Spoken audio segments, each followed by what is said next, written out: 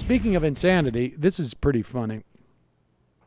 Here's a hearing where Elizabeth Warren goes off on the Wells Fargo CEO. Now, understand, there have been multiple scandals involving Wells Fargo. We've talked about them, I think, on several occasions with David Dayen. But it involved, the biggest is, and there was like multiple versions of this scandal, where Wells Fargo, on their consumer division, had set up a lot of basically bonus deals for the people who work in their banks. If you can cross-sell, somebody comes in, they opens an account. If you can sell them then some other financial products, you'll get a bonus. And I think I mentioned this about a month and a half ago. I had a conversation with someone I know who used to work in the consumer credit division of a different bank. She told me that during this era, when Wells Fargo was posting these amazing crossover sales numbers, they were all like, this is amazing. Like, how do they do this? How do they do it? They're not beating us by like one, like by like 0.7. They're beating us by like 2 or 3 times everybody's numbers. She said she knew somebody who joined Wells Fargo around that time. And she was like, oh, yeah, no, it's amazing.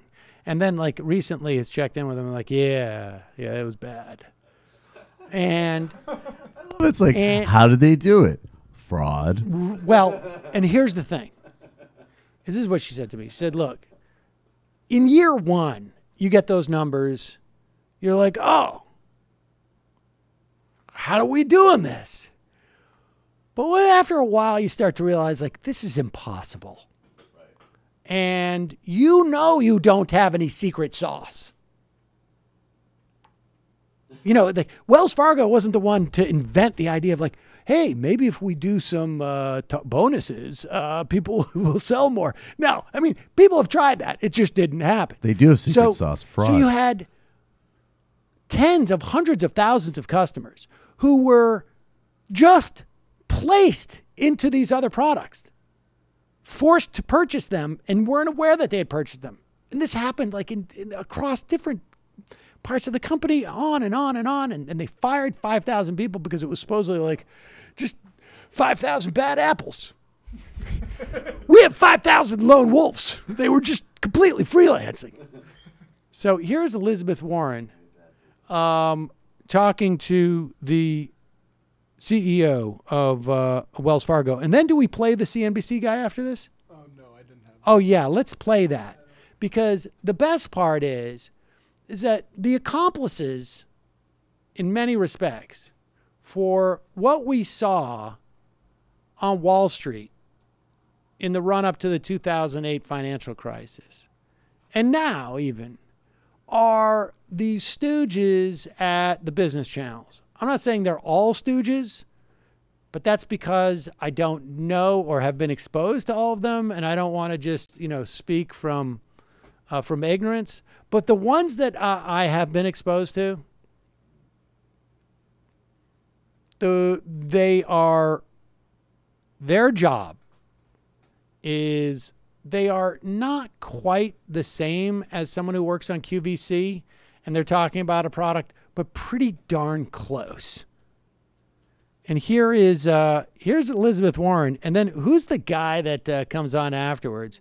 It's on Fox Business. Is it Napolitano? No, I think it's a different guy. I believe if it's the one we played before, I believe it's Napolitano. All right. Well, here's Elizabeth Warren, and then watch this.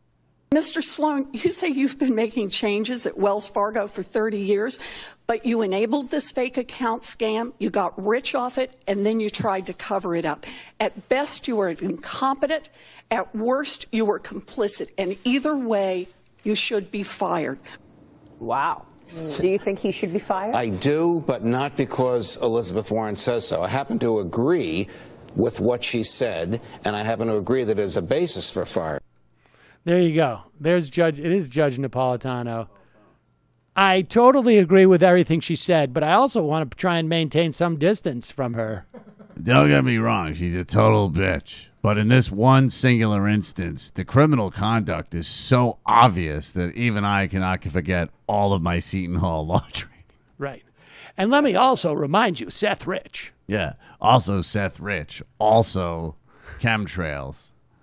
But look, Elizabeth Warren is the biggest bitch in the history of the universe. But if she said a pedo should go to jail, I mean, I would be forced to agree with her. That's pretty much at the level we're at right now.